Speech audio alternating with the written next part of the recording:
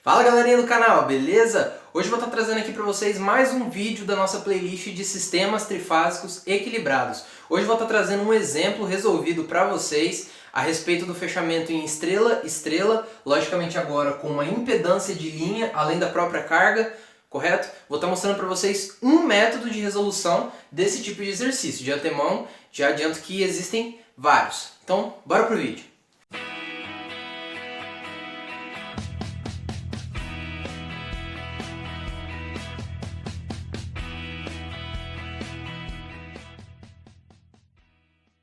Então, antes da gente começar a resolução do exemplo, eu quero deixar algumas coisas bem claras. Como esse é um vídeo voltado especificamente para resolver um exercício completo como esse, um exemplo bem completo como esse daqui, vai ser um vídeo um pouco maior que o habitual, com uma maior riqueza de detalhes. Então eu vou estar fazendo tudo passo a passo, então a galera que tem menos dificuldade e tal, ou acelera o vídeo, ou se já tiver entendido uma parte do conteúdo, pula um pouquinho pra frente, porque aqui vai ser bem detalhado, bem devagar o tipo de resolução, beleza? Então vamos lá.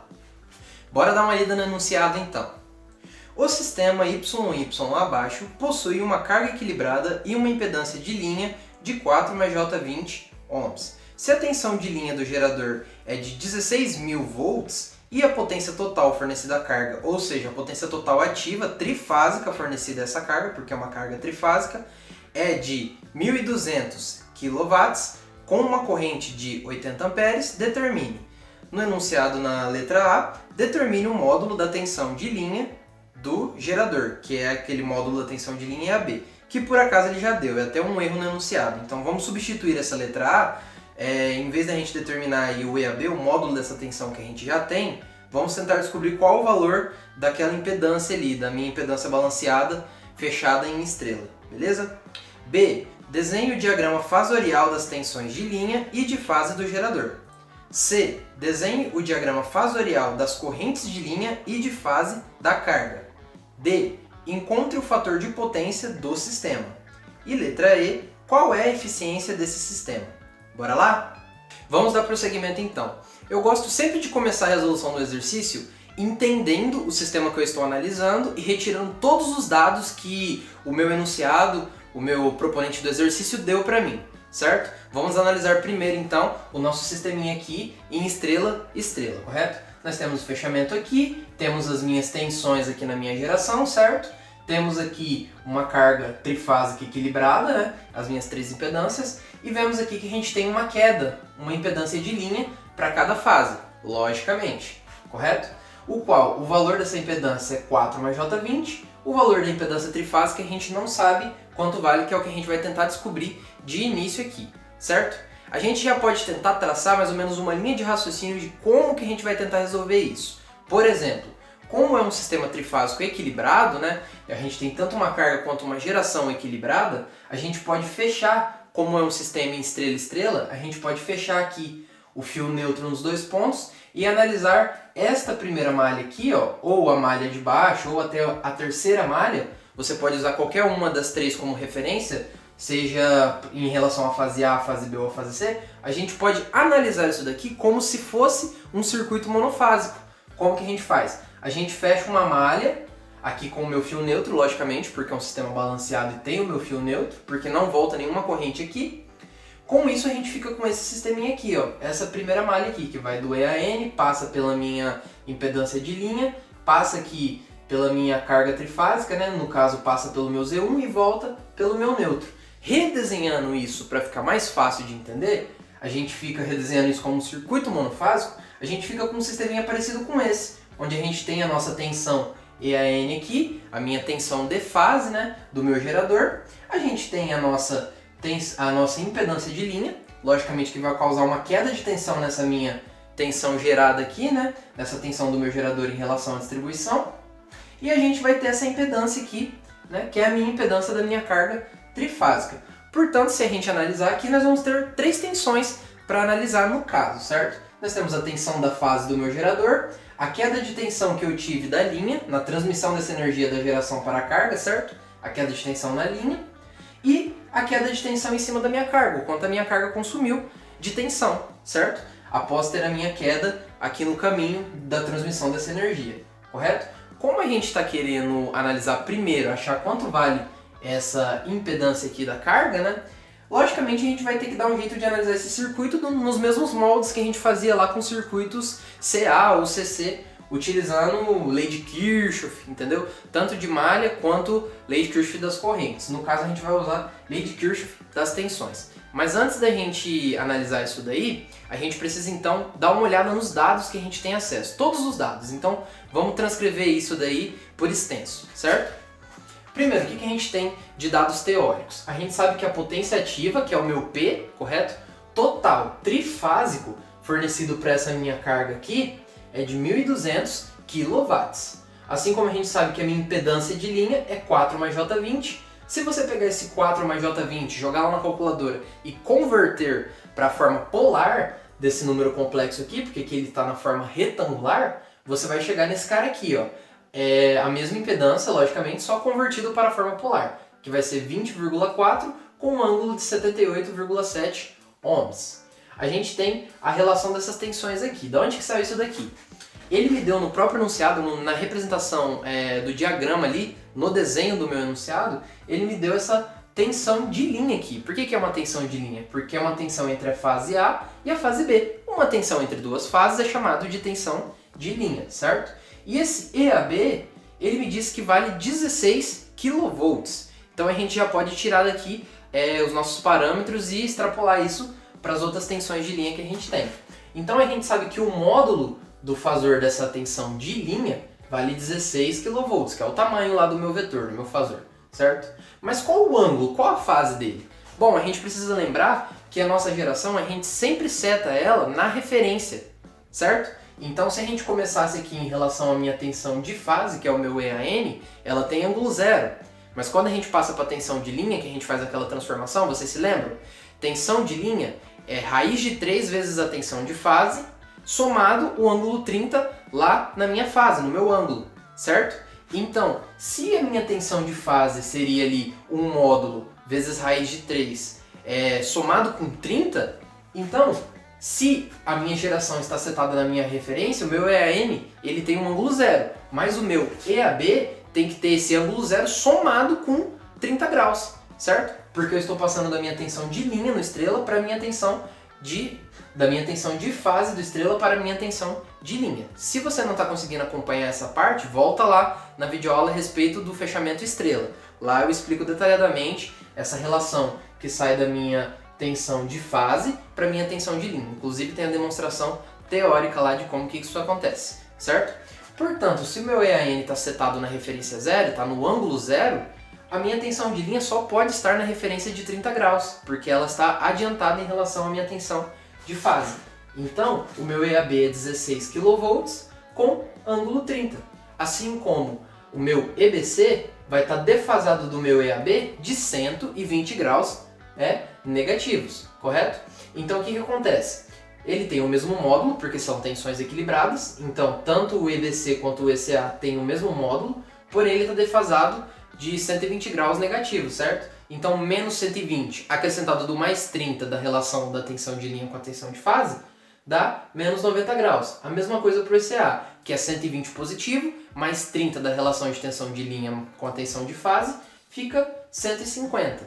E como eu tenho as minhas tensões de linha, eu posso extrair as minhas tensões de fase também. Por quê? A minha tensão de linha é raiz de 3 vezes a tensão de fase com um ângulo de 30 somado no ângulo, certo? Na fase dele. Então, para mim achar a minha tensão de fase, basta eu pegar a minha tensão de linha, entendeu? Eu pego o módulo dessa tensão de linha e divido por raiz de 3. Se você pegar esse 16 kV aqui, que é 16.000 volts, e dividir por raiz de 3, você vai chegar em um valor aproximado de 9,24 kV. Aí o ângulo. Então, quando você está indo da tensão de fase para a tensão de linha, você soma 30 no ângulo, quando você está indo da tensão de linha para a tensão de fase, você faz o oposto. Você subtrai 30 do ângulo. Então, se estava 30 aqui antes, agora vai estar zero na tensão referente a A, certo? A mesma coisa para a tensão referente a B, que é a tensão EAN entre a fase A e o neutro, EBN entre a fase B e o neutro, e ECN entre a fase C e o neutro, certo? Então aqui a gente vai estar com zero, aqui a gente vai estar com menos 120 e aqui com 120, que está setado na minha referência que eu havia falado anteriormente. E por fim nós temos as nossas correntes, correto? Que da mesma forma que as minhas tensões referenciadas ao neutro estão na minha referência 0, menos 120, mais 120, as minhas correntes também têm que estar. Por quê? Porque lá no vídeo de demonstração a gente viu que as correntes de linha e de fase no fechamento em estrela são as mesmas, correto? Portanto, elas têm que estar obrigatoriamente na mesma referência das minhas tensões de fase, correto? Então os ângulos são 0, menos 120 e mais 120. E qual a magnitude dessa corrente aqui, correto? A magnitude ele já me deu no próprio enunciado, né? Está, se eu não me engano, está passando aqui a corrente no finalzinho, que é de 80 amperes, que esta é a magnitude das nossas correntes. Por isso, então, que a nossa corrente de linha é igual à nossa corrente de fase, que tem este valor aqui, logicamente com os mesmos módulos e defasados de 120 graus. Então agora vamos começar a fazer a nossa análise aí do nosso sistema, no caso aqui, monofásico. Bom, temos aqui então o nosso sisteminha monofásico, certo? A gente já tinha falado um pouquinho anteriormente, então, da relação entre essas três tensões. Então nós temos aqui, só recapitulando, a tensão de fase, a tensão de queda na linha e a tensão de queda na carga, né, que eu chamei de ZC aqui, mas está representando a minha impedância Z1 no caso, né? Então nós temos a elevação de tensão aqui EAN, né, uma queda de tensão VL, que eu chamei de V de linha, e a tensão em cima da minha carga, que eu chamei de VZC. Então se a gente aplicar a lei de Kirchhoff das tensões aqui, ao soma algébrica dessas tensões tem que ser igual a zero. Então eu pego EAN menos VL menos VZC igual a zero. Isolo aqui o meu VZC, passo ele para o outro lado da igualdade, né, como positivo. Fica que o meu VZC, que é a minha queda de tensão em cima da minha carga, é a minha tensão da geração menos a minha tensão de linha, certo? Então vamos agora abrir essa expressão aqui e resolver isso daí passo a passo. Logicamente utilizando os dados que a gente tinha deixado anotado anteriormente. Então a gente tem lá, meu VZC é EAN menos VL. Então, o meu VZC pode ser escrito como EAN menos ZL vezes EAN. Ah, mas por que isso? Porque o que é tensão? Tensão, de acordo com a lei de Ohm, é a resistência vezes a corrente, né? Como a gente está lidando com um circuito em corrente alternada, não é mais resistência, e sim impedância. Então, a minha tensão de linha é dada pela minha impedância de linha vezes a corrente que passa por essa impedância, certo? Então, a impedância de linha é isso daqui, ó, 4 mais J20, ou na forma polar, a gente viu lá 20,4 com o ângulo. E, logicamente, a corrente que passa por ela é a mesma corrente que passa aqui no meu circuito. Por quê? Porque esses elementos aqui estão todos em série, então tem somente uma corrente, que é a minha corrente IAN, certo? Então, a minha tensão de linha nada mais é do que a impedância de linha vezes a corrente que passa por ela, que é ZL vezes IAN. Abrindo então esses valores aqui, abrindo essas expressões, então a gente tinha lá, o meu EAN era 9,24 K. Então se estava representado como quilo, era só multiplicar por 1000, que aí abre, certo? 9.240 com ângulo zero, menos, aí temos essa multiplicação aqui, que é 20,4, que é mais fácil fazer na forma polar, 20,4 com esse ângulo aqui, referente à minha impedância, vezes 80 ângulo zero, que é a minha corrente IAN, certo? Fazendo essa multiplicação, a gente chega no valor então da nossa tensão na linha, certo? Que é 1632 com um ângulo de 78,7. Aqui é muito fácil de multiplicar, você multiplica os módulos, então 20,4 vezes 80, chega no novo módulo e soma os ângulos, correto? Então, como é 78,7 mais 0, fica somente 78,7. E o outro aqui, o EAN, a gente repete. Agora, para fazer a subtração desses dois caras, é mais fácil fazer na forma retangular. Então a gente pega esses dois números complexos e converte para a forma retangular, certo? O meu 9.240, como está setado na referência 0, vai dar 9.240 na parte real, mais J0. Então o J0 eu não preciso representar, fica somente 9.240, menos esse cara aqui na forma retangular, que quando convertido fica 319,8 mais J 1.600,4, certo? Subtraindo parte real de parte real, que é quem não tem o J acompanhado, fica 9.240 menos 319,8, sobrando 8.920,2. Com o sinal de menos aqui, menos J 1.600,4. Pegando esse cara e jogando de volta para a forma polar, a gente chega que a tensão em cima da minha carga ali, ZC, da carga monofásica no caso, é 9.062,6 com um ângulo de menos 10 volts, certo? Mas o que a gente quer saber? A gente quer saber o valor dessa impedância, a gente não quer saber a tensão da impedância nesse primeiro momento, a gente quer saber o valor da impedância sim, o Z. Então a gente aplica a lei de Ohm. A lei de Ohm diz o quê? Que a tensão em cima de um elemento nada mais é do que a impedância dela vezes a corrente que passa por ela, que foi o que a gente aplicou ali em cima. Então a minha impedância ZC nada mais é do que a tensão em cima dele, né? A tensão em cima dessa impedância aqui, dividido pela corrente que passa por ele. A corrente que passa por ele nada mais é do que o próprio IAN, certo? Que é esse cara aqui, ó. A corrente que passa por ele é IAN e a tensão em cima dele é VZC. Então, resolvendo essa continha, fica 9.062,6 com um ângulo de menos 10 dividido por 80, ângulo zero. Muito fácil de fazer essa conta também. Você pega o módulo de cima e divide pelo módulo de baixo. Então, 9.062,6 dividido por 80 vai te dar esse cara aqui. E subtrai os dois ângulos, as duas fases. Então fica menos 10 menos 0, que é menos 10. Então este aqui é o valor da nossa impedância e a gente consegue completar o enunciado A, né? A primeira alternativa. Agora vamos para a alternativa B. Partindo para a letra B e complementando também com a letra C, que é muito semelhante, a gente precisa então representar no diagrama fasorial as tensões de fase e de linha na geração, assim como as correntes de fase e linha na carga. Então vamos lá, é muito simples, a gente precisa primeiro redesenhar os eixos cartesianos, y e x, e aí a gente pega as referências de valores de módulo e fase que a gente já tinha prescrito anteriormente, né?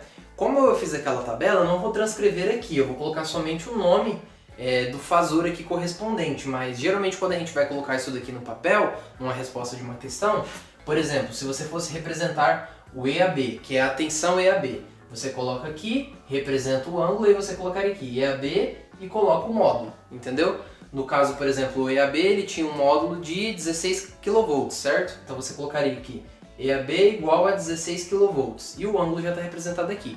Mas como eu já coloquei tudo naquela tabela prescrito, eu só vou colocar aqui o correspondente de cada um desses fasores, o nome que já fica mais fácil de entender. Então, por exemplo, o EAB, o EBC e o ECA estão todos defasados de 120 graus. Então a gente sabe que o EAB ele é 16 kV, né, defasados de 30 graus. Então você bota o 30 graus aqui, coloca o seu fasor aqui, 120 graus para cá, 120 graus negativos aqui no seu ciclo vem o meu EBC e mais 120 graus, ou 120 graus positivo a partir aqui do 30, certo? Vem o meu ECA. Essas são então as minhas tensões de linha, né? Assim a gente parte para as tensões de fase. As tensões de fase estão setadas na referência, então o meu EAN está setado no ângulo zero. Então eu estou aqui, ó. Assim como o meu EBN está setado em menos 120 graus em relação ao EAN, certo? E o meu ECN também está setado, só que defasado de 120 graus positivo em relação ao meu EAN. Com essa mesma lógica, a gente pega e constrói também o diagrama de fasores para as correntes lá na minha carga, certo? Como a gente está tratando de um sistema estrela-estrela, as correntes de carga, as correntes de fase e de linha são iguais. Então o diagrama de fasores praticamente vai ficar um fasor em cima do outro para cada uma dessas correntes representadas. Por exemplo, aqui setado na minha referência zero, o meu IAN é igual ao meu IAB. Então é o mesmo fasor, de mesma magnitude e mesmo ângulo, mesma fase, certo? Aí a gente anda 90 graus para cá e mais 30, que dá os 120, né? E aí eu chego, logicamente indo para o positivo, né? Uma angulação positiva, a gente chega no ICN, que é igual também ao meu ICA. E numa angulação negativa, com 90 graus negativo e mais menos 30 graus, nós chegamos no menos 120 graus, que dá origem ao meu IBC, o meu I de fase entre B e C, que é igual ao meu IBN. Vamos então para o próximo? Vamos então para o fator de potência desse sistema como um todo, certo? A gente tinha falado um pouquinho sobre isso lá na aula sobre potência trifásica, onde o meu fator de potência é a minha potência ativa total do meu sistema dividido pela minha potência reativa total do meu sistema, certo?